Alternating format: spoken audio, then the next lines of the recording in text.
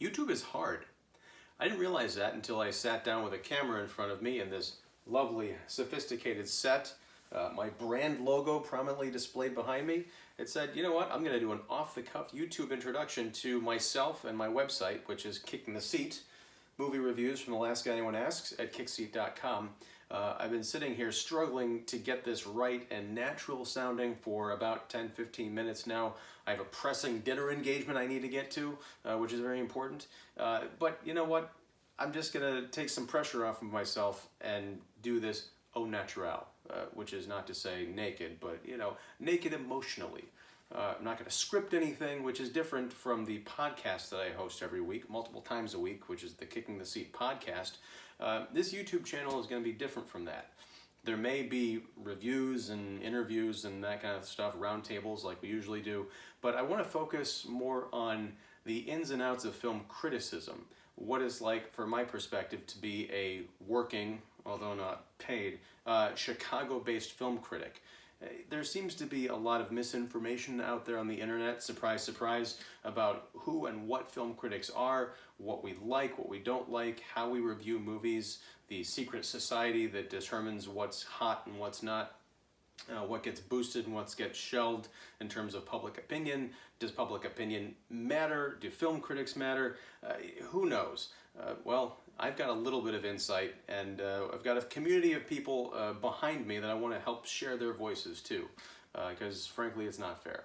I want this to be a fun site, a lot of kind of fun little editorial, quick 5-minute videos. Like, this is just an introduction. I'm not going to review a movie, I'm not going to talk about anything big or profound, I'm just talking and kind of letting you know who I am. So, sorry if this is a little bit rough. Again, this is the first time I'm really doing this. So I do want to just say thank you for joining me for this rambling, interminable few minutes. I hope you'll come back in a couple of days when I do have something more hard-hitting to talk about. But in the meantime, I do want to say thank you to Emmanuel Noisette of E-Man's Movie Reviews, a kick-ass YouTube channel that you should definitely check out.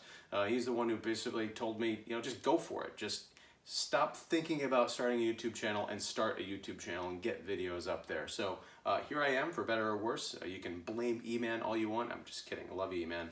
But yeah, so we're going to do this thing together. Now, I do have notes. Like every bad comedian, I wrote down some bullet points here. Oh, I forgot. It's the internet. I'm not supposed to hold up pieces of paper that can be memed. But, you know, it is what it is. Let's see. Did I cover everything? Yes. Like and subscribe to this Kicking the Seat YouTube channel.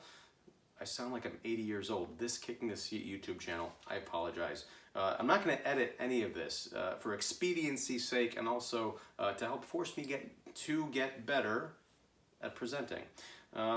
You can check out kickseat.com tomorrow. Oh, don't you love this thing? This is the gadget by which I'm controlling the camera. It's a little remote thing. Amazon.com, $19.99.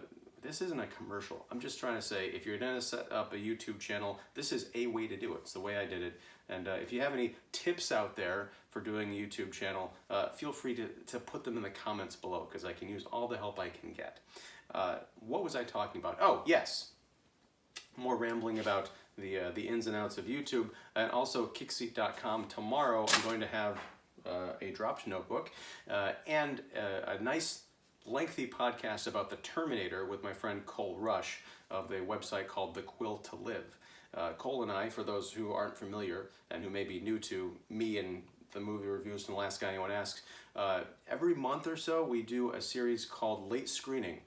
Cole is a millennial who grew up not watching movies. He read tons of books, but we are making up for lost time by watching movies he's never seen before, and by all rights should have by now, and then we talk about them.